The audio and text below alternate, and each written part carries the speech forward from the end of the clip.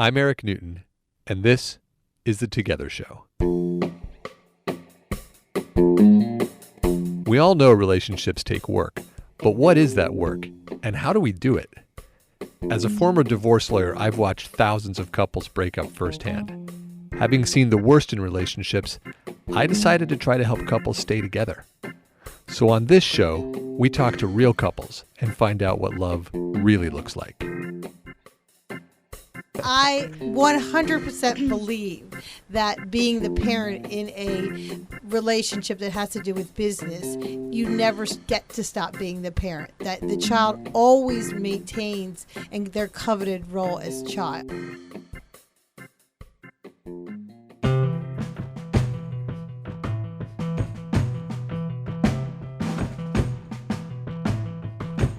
Welcome to episode 8, everyone. Thanks for joining. We're trying something new this week in an attempt to shorten our episodes. We're splitting our interviews into 2 parts, and we'd love your feedback on whether or not this is working, so please let us know. Now, today's interview. I'm very excited because it's our very first ever non-romantic couple that we've had on the show. I didn't think we were going to do this in the first season, whatever that means in podcast land. I realize there is no such thing as seasons. But when I met Sharon and Alexis, I knew we had to have them on the show. So I'm excited they're here. Now, the reason is these two aren't just any old pair of friends. They're best friends. They're business partners. And here's what blew my mind. They're mother and daughter. I know it's crazy. I could never go into business with my mom. And Mom, I know you're listening. I love you, but we can never be business partners. What these two somehow make it work. And it turns out that being in business with a family member has some distinct advantages that I never considered. Unconditional love is chief amongst them. In today's installment, we're going to hear from Sharon and Alexis about how they decided to become business partners in the first place and some of the very real struggles that involves given their relationship. And tomorrow we'll hear about what their fights look like and what's different about fighting with a business partner who's also a parent or a child. So with that, let's go to Sharon and Alexis.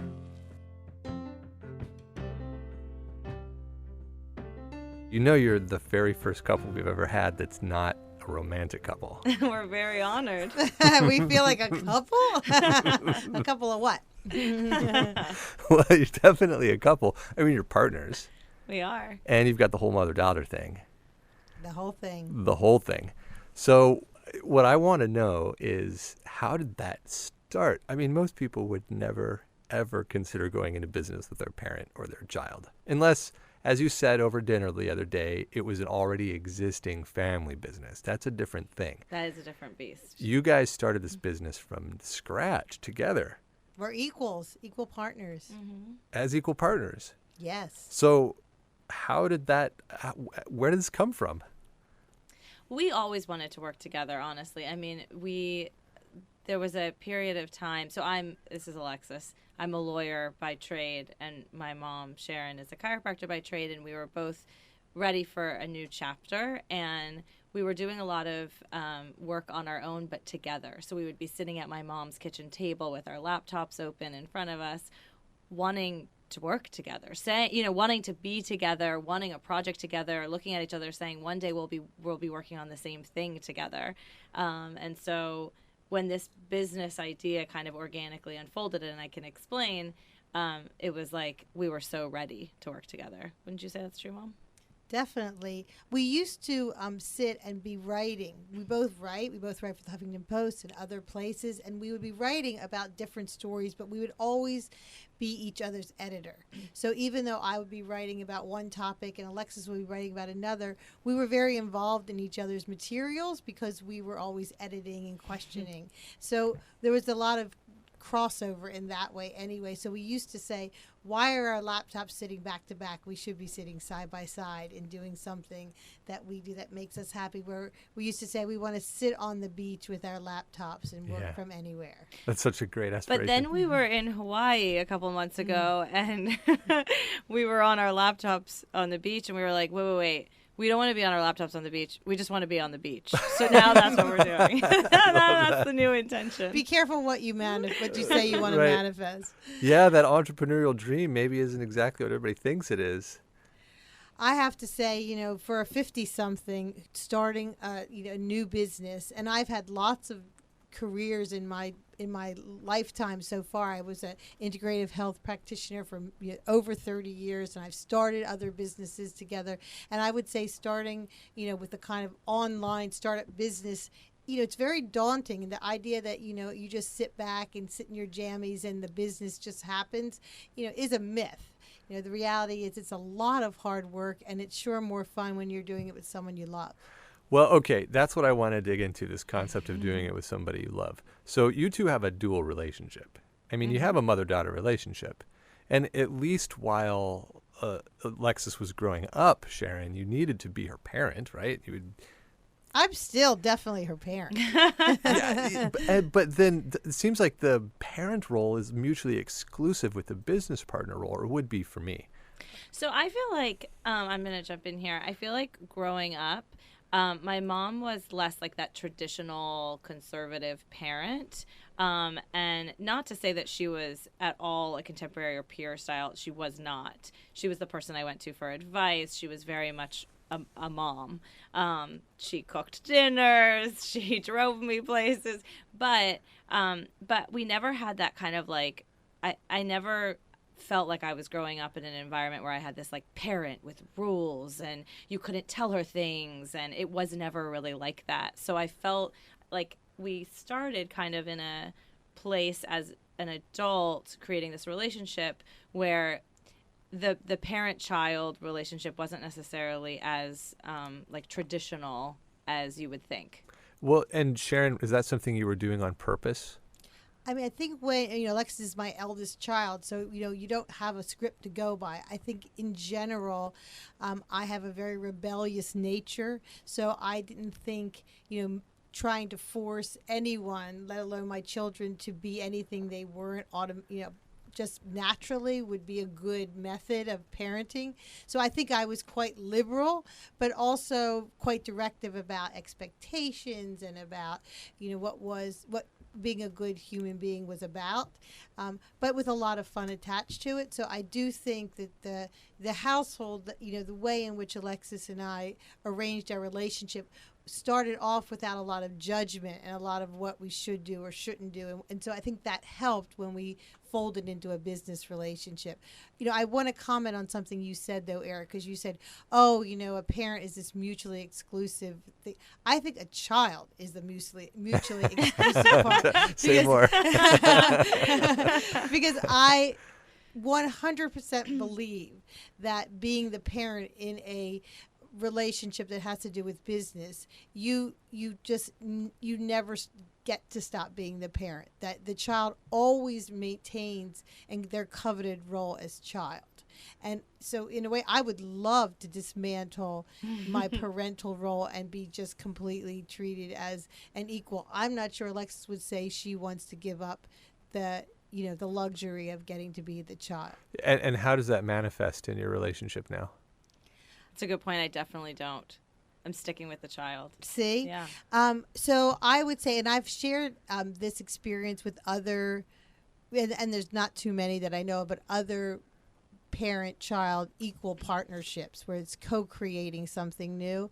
And we all agree that when it comes to the hardest parts, when it comes to a difficult phone call, when it comes to, the bottom line where some challenge has to be done, that it's likely the child of the parent-child relationship will turn to the parent and say, okay, you got this, with full confidence that the parent will be the one that will take that role just because of the dynamics of the parent-child relationship. Well, that doesn't sound balanced. But similarly, I'd like to just jump in here, and that's true. I think that's really true. I think that does happen, and it's not balanced. You're totally right, Eric. It's not fair. I'm sorry, Mom. I really am. But there's I don't know what to do about it. But I was going to say, as the child in a parent-child relationship, I think when we are dealing with people in this business context, people take my mom more seriously than they take me because she's like the quote unquote adult in this partnership. Even though I'm an adult, I have a law degree, I have a nice background of credentials to show that I'm like totally legitimate and you can deal with me. But there's something about the fact that she's older that just makes her kind of more.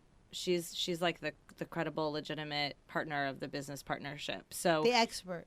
Yeah, so I mean, if we're hiring someone or we're letting go of someone or we're dealing with, someone in an external capacity, we're getting a sponsorship or something like that, she really is the person who should manage it because they take her more seriously. They just do. I wonder if that's the unfortunate truth about the gender dynamics in our society also. Is it something about your being younger and female? Probably. Yeah, absolutely. I mean, I don't know. I don't know if I agree because because I happen to have some relationship with another child of mine who happens to be in the healthcare profession that I was in, and we do occasionally work together. And I would say just because I'm the senior person, I get, the burden. But that's also the same profession, right? Right. So. But it's gender. But he was asking about gender. I know, and the other I'm child just is a son. He's your son? Yeah. Okay. I'm just saying we've been in this business together for the exact same amount of time. But you were in your chiropractic practice for 30 plus years. I get And what my you're brother, who she's referring to, has not been. So Right. you're automatically, you know what I mean? I get that. But, so I think there's different parts here. I mean, like, and unfortunately what ends up happening is that a lot of responsibility then ends up being dumped on my mom's shoulders because both of those examples were examples of places where she has to step up. Yeah. Well, what is it that's annoying to you about the dual relationship? Well, my mom's making faces, everyone. Mostly smiley faces, but yeah, mostly smiley faces. Honestly, for me, the hardest part is that my mom is my best friend. So I tell her everything. I want to tell her, about the date I went on last night. I want to tell her about my roommate. I want to tell her about what I ate for lunch. Like, I want to tell her everything. do you tell her everything? I kind of do. Sex? Yeah. Everything.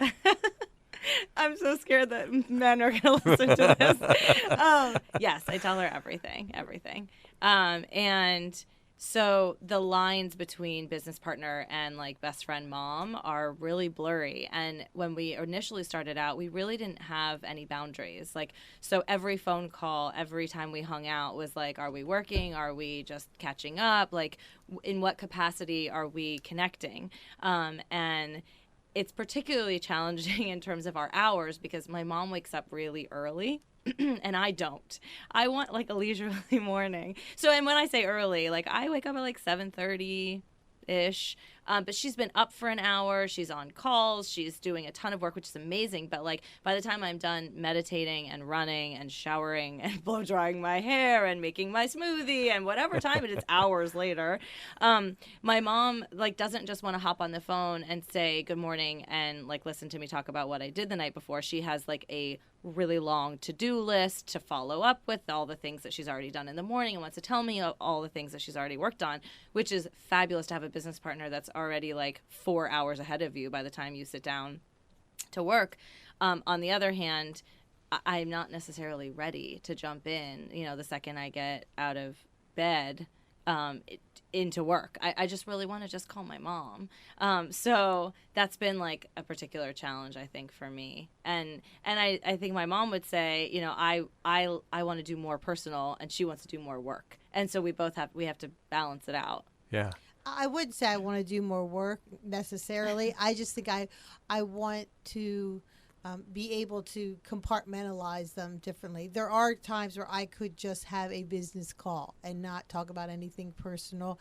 And it's highly offensive if that time happens to be a time that Alexis also wants to share something about, an email she received or a date she was just on or, has a question about something. So I think we do still struggle with that work, family balance because there is definitely a discrepancy in our scheduling. Sometimes Alexis is just getting rolling at the end of the day, and I I'm ready to open a bottle of wine and cook dinner and talk to my husband and really, kind of want to close the laptop. So I do think that with any business partner, sometimes there's time differences, time constraints, and it only complicates it more when you have the mother-daughter component added in. Have you set up a structure to help with that? It's really hard to set a structure up because, you can't plan in advance for a horrible date, or you can't plan in advance for... Well, but you could have a rule, which is if it's not, an Right. emergency over of 6 on a scale of 1 to 10, we keep it to business kind of thing. Well, so we did for a time have when I wake up, the first phone call of the day is going to be personal. It's not going to be work. So it doesn't matter that she has like a ton of things she wants to tell me about work. We're just going to connect as mother-daughter. And then that has slowly faded, it seems. But that was working for a while. And we did create some boundaries around like our phone calls. I mean, we call each other 200 times a day anyways. So what call is work, what call is personal. But truthfully, we probably should work on more boundaries around that. I would say that we have tried to be able to be more direct. So if there's a call where I just really want to talk to Alexis about, an issue, I'll say, can we just let business go? I mean, I just really want to share this with you, and vice versa. I do think that we're better at like preempting the assumption that it's going to be business. I would say Alexis would say her assumption is when the phone rings and she sees my name, it's business. She would say, and I would say, if I see her name, it's about personal. So true. And I'm not sure that's 100% true, but I think a lot of the time the sharing that goes on, is definitely something that we've gotten into the habit of sharing a lot about every detail of our lives. And so, the work sometimes can get in the way of that. I think the best boundaries that we have created are around when we're with the other members of our family, because particular members are sensitive to our talking about work, and we can't help it because again, like the lines are all like blurry to us, so we can go seamlessly in and out of work and personal, but when we're with other members of our family, like they can't handle that. They don't want to sit and listen to us talk about work, but we'll sit there and like, we'll have a great idea, or something will happen that reminds us of something, and then we want to tell each other. And we're really much better now about keeping work separate from our time with our other family members. Well, I'm glad you brought up the issue of other family members, because that's I wanted to go there too. What have you created any jealousies or concerns amongst other family members because of the relationship that you two have in these different ways? Surprisingly not. I think that, so I have a sister and a brother, and if I were my sister and my mom were doing this together, like there is no question I would feel so incredibly jealous and uncomfortable about their, like it's just where we share something that's so special and no one else is part of it. But surprisingly, everyone seems really cool. I'm very close to my other children, and I do try to take time to just have time with them. And so, I don't think anyone else wants to be in business and do the things that we do together, honestly. And Alexis, in her perfectly firstborn, psychology, I mean, she definitely feels special, and right. So it just carries through. You made me feel special. This is your fault. So I think that for us, it appears to work out. I would say if anyone gets the short end of the stick, it's my husband. Because first there's my children, then there's the business, which also has to do with the child, and somewhere down the road, he ends up getting a spot in there. Poor guy. Well, but I've been saying you have a dual relationship, but I'm seeing that you don't. You have a 3-part relationship. You've got the business partnership, the mother-daughter thing, and best friends. Yeah. But we see like the mother-daughter as best friends, I guess. I mean, are you best friends with your other kids? We're very, very close. Yeah. I would say we have an equally close relationship. They're all very different children, but I feel like I'm extremely close with both of them as well. I mean, it's interesting because when you mix and fold in the business part, there's so much like responsibility that I feel being in partnership with Alexis that I don't feel with the other kids. You know, they have their careers, they have their businesses. I certainly support them and help them and advise them, but it's different. You know, with Alexis and I really feel like we've put a lot of our heart and soul into our success. And as the parent, there's an enormous responsibility to me to make sure that this thing really flies. Yeah. It just is. I mean, I can't help it. I mean, I think Alexis also has the burden of wanting the approval of a parent. You know, did I do a good enough job? And I think that that's something that, you can't deny that that's an issue. I mean, I think it would have been for me. I adored my father. I think that I would have always felt like when was working with him, that I'd wanted to live up to his expectation of me. Yeah. So I think for Alexis, I can't imagine it not also. There's a certain amount of pressure with that too. Well, arguably, we all have that transference with the people in our lives, whether we're conscious or not about it, that parental role transference. And you two just get to do it directly. So that really cuts out. I think the other big thing for us that's interesting, that's at play, is that we're at very different stages of our lives. So, like, I'm looking for a partner and I want to build a family stage, which is very different than my mom's, like, new chapter, new career, like, supercharged on the business too, but doesn't have this, like, big thing that she also wants to build in her life. Like, the business is the baby. I want, like, a husband and babies, like, for real babies. Right. So we're in very different places, which is interesting in terms of, like, the time and attention and energy that we both have, really. And not to say that I'm not putting a ton of time and energy and intention into the business, because I totally am. But it's just another dynamic that's at play that is something. It's something. Yeah. I wonder if there's anything you don't get to talk to one another about, or if there's a topic that you wouldn't bring up with the other for fear of damaging the relationship, or because you have a responsibility as a parent or as a daughter. Maybe to our detriment, there hasn't been much screening about things we don't talk about. So we've had some real blow-ups. We've had some really difficult times. And I was just going to talk about this, because when you talk about the baby, this business being our baby, we found very ironically that the ups and downs of the relationship of being business partners seem to all quiet down and make sense and feel good and settle in right at 9 months of the business. So we kind of birthed this business baby at about the same amount of time it takes to actually create a real live human baby. And it was very interesting when we recognized that. Like, we had a lot of struggles with who was doing what and how much, and the timing and the personal versus the business, and just our sensibilities about things, and the struggle of trying to be equals in a business where perhaps we really weren't equals initially. Anyway, it was fabulous when it all kind of settled in and we felt so clear and so good, and realized it was really at the 9-month mark.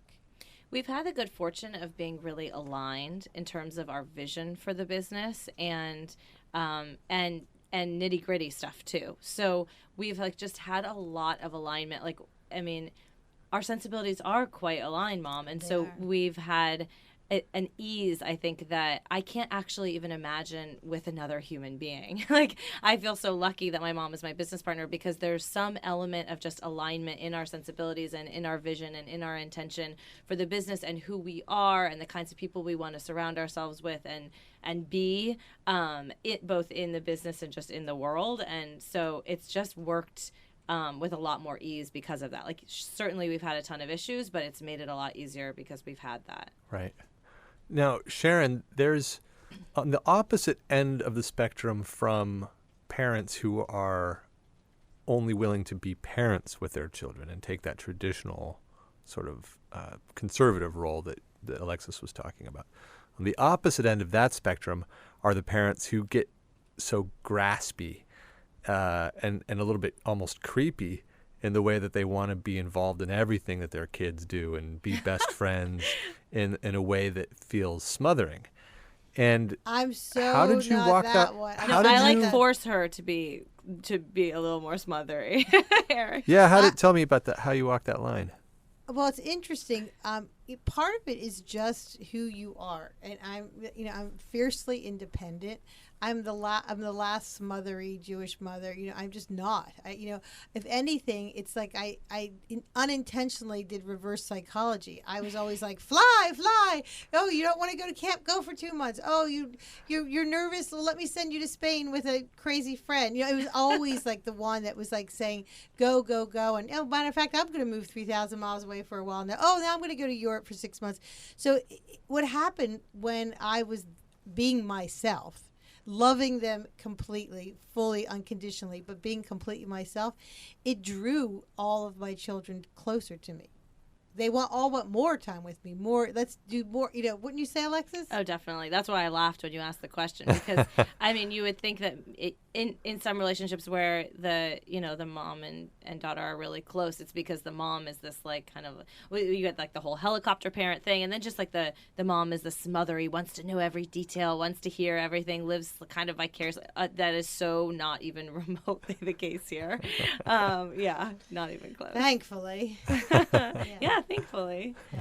But then it fosters this relationship where I want to tell her everything. And honestly, I think the no judgment thing has really been, it's like the cornerstone of our whole relationship. Like, I grew up without any judgment from my mom. No rules and no judgment. Wait a minute. But you just said no rules? No rules. What no is curfew, no like yeah. No, the theory was you need rules imposed on you if you can't, maintain your own behavior, your own decisions in a positive way.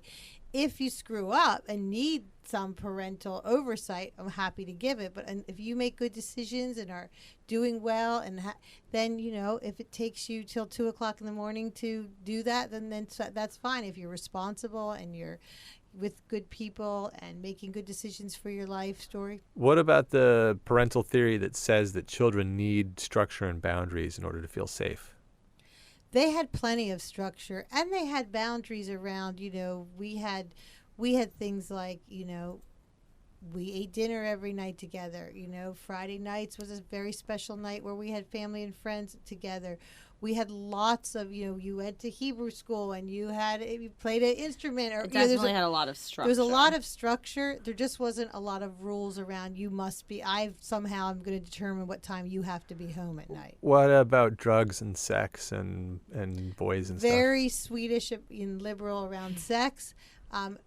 Very clear that drugs and alcohol had to be dealt with responsibly, but there was no real sense that, everything, there wasn't black and white. Definitely not black and what white. about money? Did you have any rules around money or structure on money? Probably not enough. No, yeah, probably not enough. But money wasn't our issue. We lived a very, very nice, comfortable life. We indulged our family in, good food, travel, wonderful experiences. Money wasn't a big issue. No. Might have been more helpful to have a little more money, like... Pretty freewheeling about the money. Yeah. Well, the parenting style seems to have worked, if I may say so. Thank you. And now that you've given me the background, this is a great time to take a break. Well, that's it for part 1, folks. Be sure to tune in tomorrow when Sharon and Alexis discuss what it's like to fight in such an intimate context. I hope you can join us for that. If you'd like to learn more about Sharon and Alexis, you can find their website at www.borrowedwisdom.com. That's BORROWED wisdom.com. If you like what you heard, please subscribe to us on iTunes. It makes a big difference to us. If you have any questions or comments, or if you would like to be on the show, please reach out to us via one of our social platforms. Our website is www.together.guide. Our Facebook page is Facebook.com/TogetherShow. Twitter and Instagram are both Together_show. Or you can email me at host@together.guide. Our producer is Charlene Goto. Our web designer is Courtney Munna. Our art director, and the love of my life, is Aubrey Pick. Hi, honey. Special thanks once again to our guests, Sharon and Alexis. Be sure to tune in for tomorrow's episode, in which you will hear... With Alexis, she gave me the luxury of being my worst self. And I don't want to see that person too often. That's all for today, folks. See you next time.